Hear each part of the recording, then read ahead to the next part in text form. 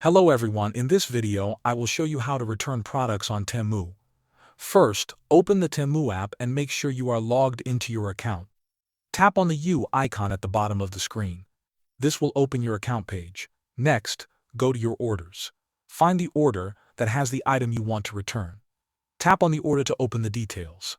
Now, look for the button that says Return and Refund. Tap it. You will see a list of items in that order. Select the item or items you want to return. Temu will ask you to choose a reason for the return. Pick the reason that matches your situation. Then you can add comments or upload photos if needed. After that, tap Next. You will see the refund options. In most cases, you can choose to get your money back to your original payment method or as Temu credit. Pick the one you prefer. Now, Temu will give you instructions on how to send the item back. They usually provide a free return label. Download and print the label, attach it to your package, and drop it off at the location shown in the instructions. Once Temu receives and checks the item, as they will process your refund, you will get a notification when the refund is complete. That is all you need to do to return a product on Temu. Thanks for watching.